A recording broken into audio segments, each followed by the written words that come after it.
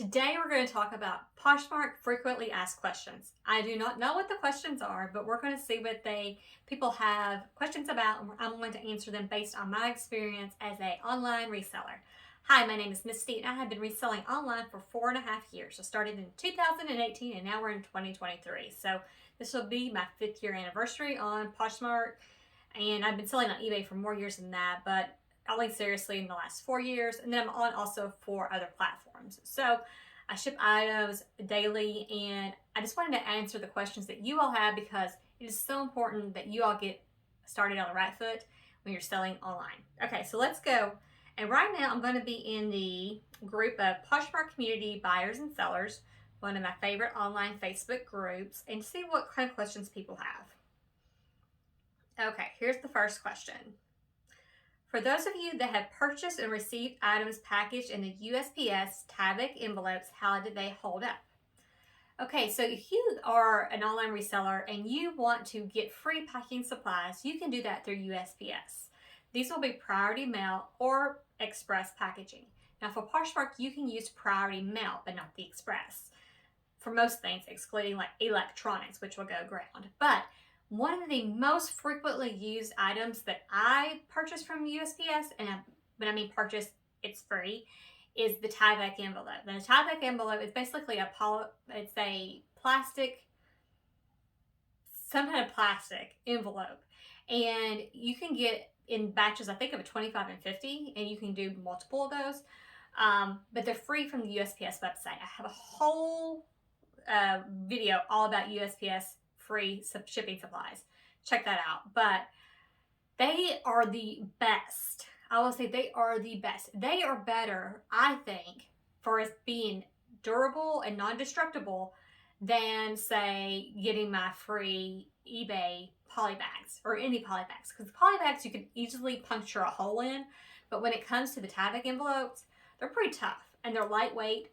And so you can use them on Poshmark and you can use them on other platforms as well. Just note that when you use them on other platforms, it's a by weight. It is not a flat rate envelope. So I think they're fantastic. I think you should get some. I order about 100 per month. Okay. I wrote Poshmark support for a week. So she wrote, let me back up. She wrote Poshmark support a week ago, and then we'll get back to her. What do you do? Ooh, okay, so when you email Poshmark support, if you're a Poshmark ambassador or ambassador 2, you're supposed to be able to get customer service quicker. So I don't know if she's not a Poshmark ambassador. When I email Poshmark support, they get back to me within 24 hours. I have heard, though, if you email them multiple times, your request keeps getting to the bottom of the list. So I'd be curious to see if she's emailed them more than one time or just once. But if it's been a week and she's only been once, I would just email them again. There's no support phone number that you can call, and there's no online there's not an online form, there's not a Facebook message you can do. It doesn't work that way. You can only email them as far as I'm aware. Okay, let's see. Okay, this one is a good question. She says, I'm really struggling with sourcing. I'm in Wisconsin, and our Goodwill and St. Vinny's, which I think is St. Vincent de Paul, prices are out of control. We have a St. Vincent de Paul bins, but it's gotten so bad. I've not heard that before. I've been leaving empty-handed lately. They are definitely holding the good stuff back somewhere. It's frustrating. The nearest Goodwill bins is an hour and a half away. I don't want to do it anymore. Anyone else? Okay, so my suggestion here, I'm going to see what the other suggestions for people are, but you can get inventory in a variety of ways. And it just really depends on what price point you're willing to pay and how far you're willing to go. So the easiest thing to do is to source online, is to find higher quality brands at a lower price and flip those. So do less with more. Now, I don't do that method. I don't feel like I have enough knowledge on what the higher brands are that like what an item for 150 would go for 350. I haven't got that knowledge base yet because I don't focus on that, but that is definitely one way to do that. The other thing is to look at consignment stores. If you have a Plato's Closet, a Clothes Mentor, I know those two, they will put very good sales at the end of their season. So right now, even we're in January right now, and even in the winter, they are 90% off clearancing in my Play-Doh's closet. Now I haven't been going because I'm a no spend January because my January's kind of been bad, but 90% off is what you can get, and you can get my average when I do that is about $1.25. So look into Play-Doh's Closet or Clothes Mentor, because Clothes Mentor sometimes also does like $1 a day. So that's a good one. And then talking about the Goodwill bins, make it a trip. Like, so sometimes we will go, we have actually 2 Goodwill bins now near me. I only go to one, but there's 2 in my within 30 minutes of where I live. There's also one an hour and a half from me, that's Cincinnati, and there's also one in St. Louis, Missouri, which is about 4 to 5 hours from me. So sometimes when we will make vacations based around the bins. I did this for a whole series in Indiana. So I went to the Indianapolis Goodwill bins, and we had a vacation, and we went to the bins. And we went to Florida this summer, we went to the bins. If you can couple that together, that might be an option for you. And like I said, you can't do that all the time, but that might be one thing, like spring break or a long weekend. And then you can do the bins and you can do something fun. So that's just not an option. Some people will go and do retail arbitrage. So that would be going into a retail store such as TJ Maxx, Marshalls, Nordstrom Rack, and then buying items on their clearance. So they'll have the clear the rack sale, or they'll have their yellow tag sales, and making a profit that way. I have not had the best luck at that, but I know that's certainly an option. Now, some of the people that have responded to her question also give some more good ideas. Marketplace, Facebook Marketplace. So lots of times mothers, especially if they're selling their kids' clothes, will lot up kids' clothes and sell them real cheap. I know I do that because I don't want to fill with kids' clothes if they're not great, but that's one thing. So someone says eBay is a good place to source bulk resale lots. So maybe just type in eBay, go on eBay and type in online or reseller lots or mystery clothing lots. And then of course there are places that you can buy wholesale. So wholesale is an option for you too. There is a Facebook page, like a group page called, oh goodness, what's it called? I have to remember the name. Basically, it's like $20 and under stuff. And sometimes you can find something from there, but it just really depends on what your cost of goods, what you want that to be. Okay, let's see what our next question is.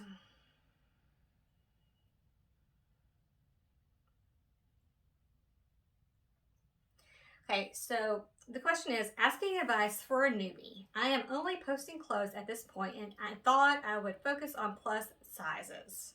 Is it better to have a niche to get to know it well and know what sells, or is it better to fill your closet with a wide variety? Thank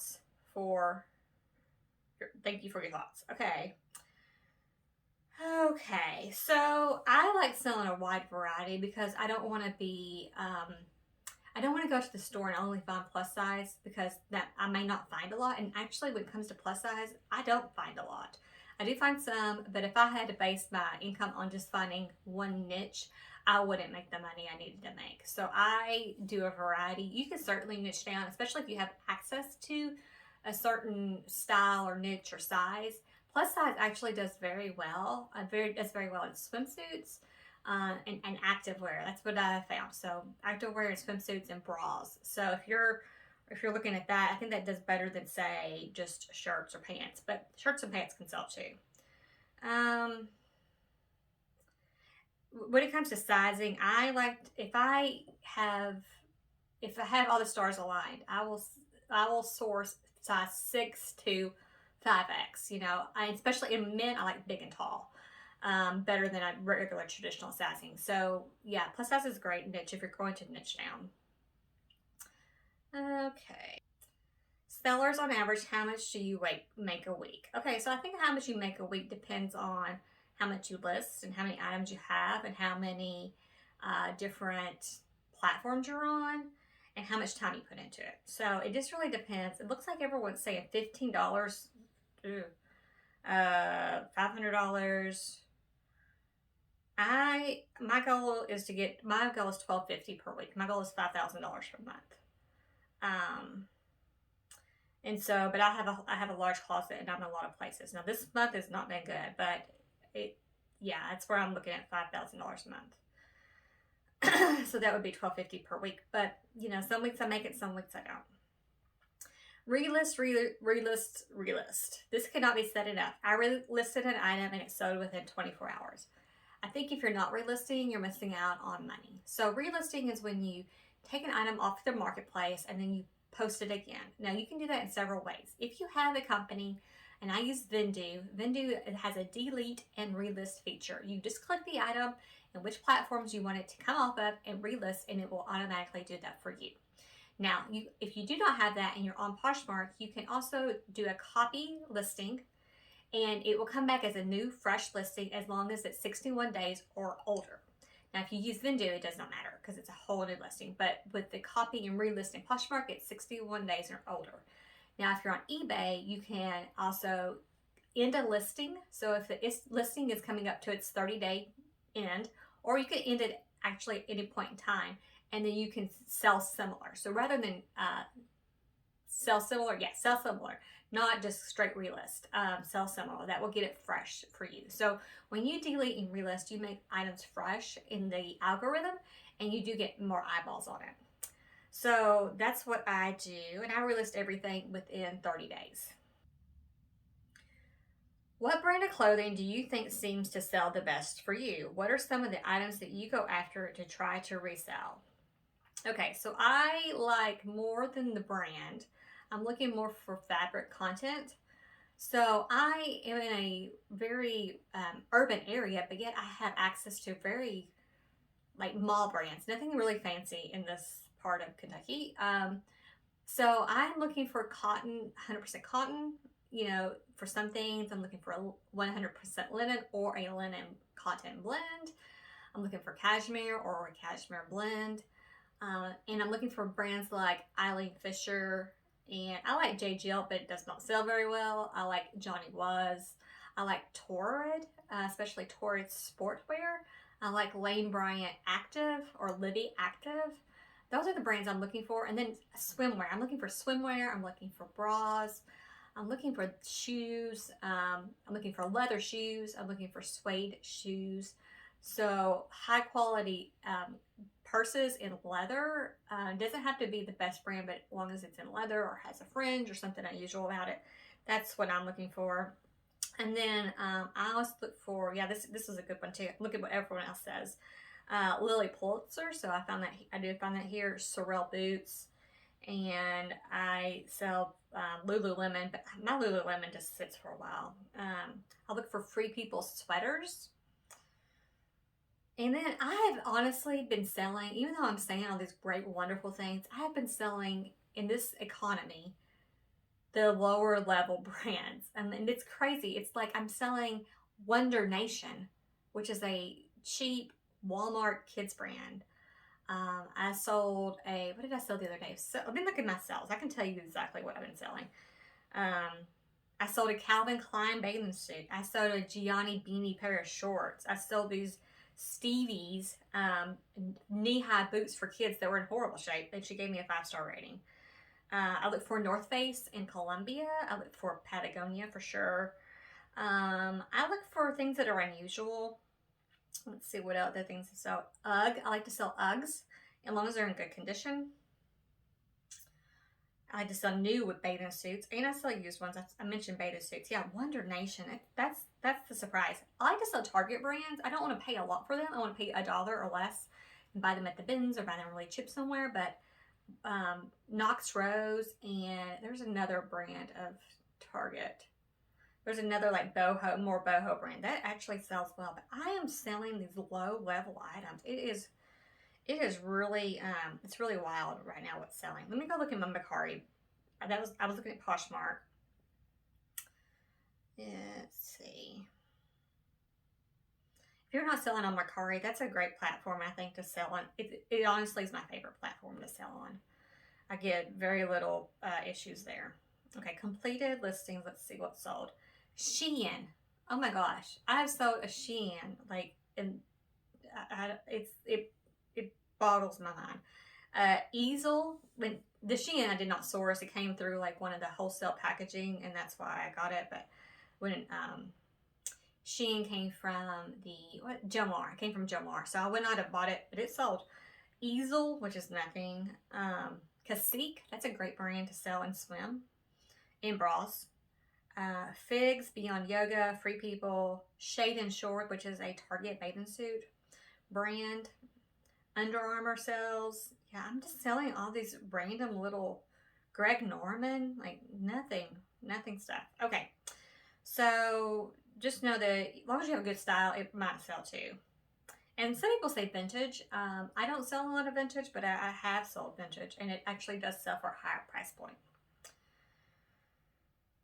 Okay, so this lady has a question about her space set up for when she takes photos, and she has it basically in a corner, and some photos around it, and she has it on a mannequin. Now, I don't particularly shoot my photos that way. I shoot it on flat, in front of a white screen or in front of a white wall. And then I will go in photo room, and I will even take that white wall out to make it completely crisp and white in photo room. But I wouldn't put a lot of stuff in your photos. I would really make it so that the item shines and not a whole lot of other stuff. And there's some people that can do it well, but most people cannot, I think. So why do some people have the not for sale sign in their Poshmark closet? Okay, so that can mean that they're on vacation, and so everything becomes not for sale. But sometimes people will leave items that they sold on another platform, and they'll just mark that item for not for sale because they don't have a delete and relist option, maybe like a Vendu, and they don't want to take it off the platform until the time period which somebody could return it is valid. So they may delete that after the 30 days. I delete them all. And that if something is returned, I just relist it on Vendu. Where do you source your new tag items? Okay, so there's lots of different places you can source new tag. So you can do a wholesale, and you do a new tag bundle or pallet or box.